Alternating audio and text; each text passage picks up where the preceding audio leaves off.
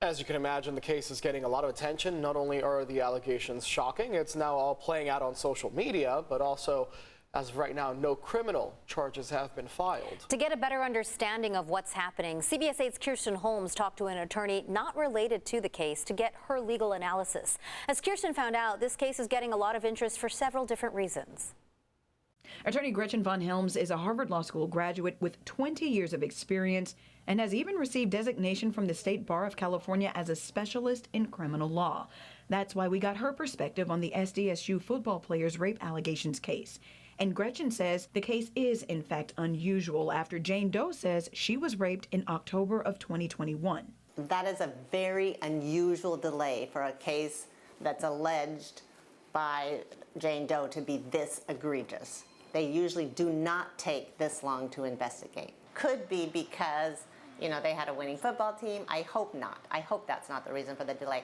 My perspective of what the delay is the cops were very thorough. They didn't rush to judgment. Maybe they were taking their time on it because there's a lot of digital information, and maybe they were taking their time on it because the football players, they didn't want to, unfairly jeopardize their opportunities. Since the lawsuit accusing 3 San Diego State football players of rape came out Thursday, the attorney representing Matt Ariza did an exclusive live interview with CBS 8, and the attorney representing Jane Doe, Dan Gillian, has published several tweets, including the alleged victim's journal entries.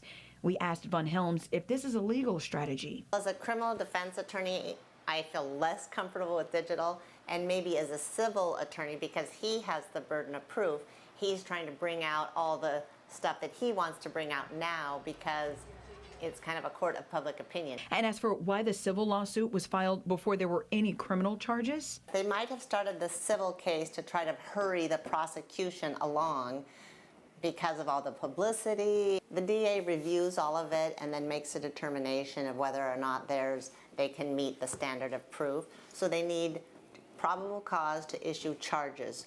But what they want is proof beyond a reasonable doubt to get a conviction. But in my opinion, there will be a criminal case. Von Helms says whether the criminal case is as egregious as the rape allegations or if it's statutory rape because of the victim's age, there should still be a criminal case, which is why more than one attorney could represent the defendants. She has the DA's office as her criminal prosecuting lawyers, and then she has a civil lawyer to prosecute her civil case.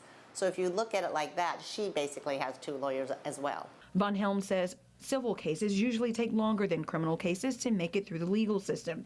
And she reminds everyone, no matter what, the defendants are innocent until proven guilty. It's just really important to be neutral and wait until the juries in each of the particular cases, the civil case, render their verdict, and the criminal case render their verdict. Kirsten Holmes, CBS 8.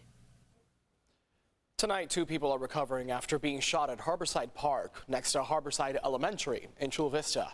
It happened at around 6:45 this morning. Chula Vista police say they got multiple calls about the shooting. When officers got there, they found one of the people with several gunshot and stab wounds. Police say they detained 3 people, and there might be others they're looking for. Earlier this week, Chula Vista City Council voted to close Harborside Park for 90 days because of ongoing homelessness issues, but that closure doesn't start until next Wednesday. Tonight, a woman is in jail accused of driving the wrong way on a highway and crashing into another car.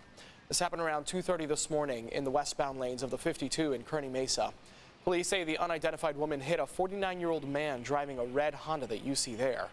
That man died at the scene, and officers arrested the woman on DUI charges. She escaped the crash with just minor injuries. The man at the center of a nearly 30-hour standoff in Mountain View pleaded not guilty to several charges today. 68-year-old Reginald Smith is accused of threatening to kill his neighbors and then firing a shotgun at police during that standoff.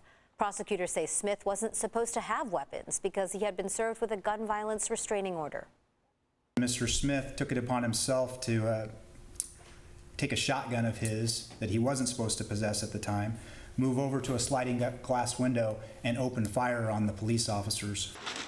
We also learned that neighbors had already filed at least 3 restraining orders against Smith. The judge ordered he be held without bail. Right now, police are looking for a woman who prompted a SWAT standoff in the South Bay. It started around 1 o'clock this morning at Hollister and Palm Avenue in Palm City. Police say the woman shot a tow truck driver while trying to repossess her car. He is expected to be okay. A SWAT team surrounded a nearby apartment where they thought the woman was hiding, but when they finally entered that apartment, she wasn't there. Officers say they arrested 2 men who may have been with the woman. The affidavit supporting the search warrant for former President Donald Trump's Florida home is now public. According to the documents, agents needed the warrant to recover highly sensitive records stored at Mar-a-Lago. Skylar Henry is at the White House with the details. The affidavit lays out why the Justice Department wanted to search Mar-a-Lago. It says classified documents were found in 14 of the 15 boxes of records sent in January from former President Trump's home to the National Archives.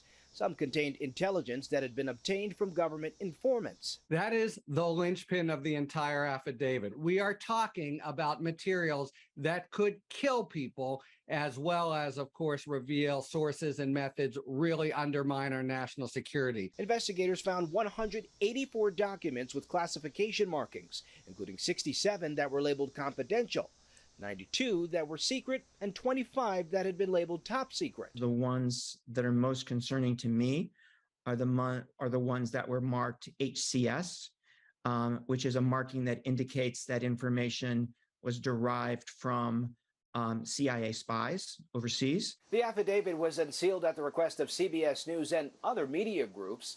The Department of Justice opposed its release, but was ordered to submit a redacted version. Roughly half of the 32-page document has been blacked out.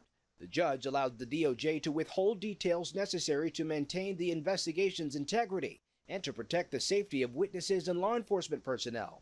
The filing also points to concerns about the security at Mar-a-Lago, noting that no part of the private club is authorized for storing classified documents. Trump continues to denounce the search as a politically motivated raid. In a statement on Friday, he described the FBI's Mar-a-Lago operation as a break-in of his home. Skylar Henry, CBS News, the White House. Other records related to the search show the FBI is investigating several possible crimes, including potential violations of the Espionage Act. A Texas-based oil company and its subsidiaries will pay millions of dollars for last year's oil leak that left Orange County's coastline covered in crude oil. Houston-based Amplify Energy and 2 subsidiaries agreed to plead guilty to a misdemeanor charge for negligently discharging oil into the waters off Huntington Beach. The companies also agreed to pay $7.1 million in fines and nearly $6 million in costs. And we saw some of those oil balls all the way down here on the coast here in San Diego. My daughter and I were out watching people pick them up. I mean, it was a big, big leak. I remember it was definitely a mark on the calendar last year. Yeah, so now the fallout.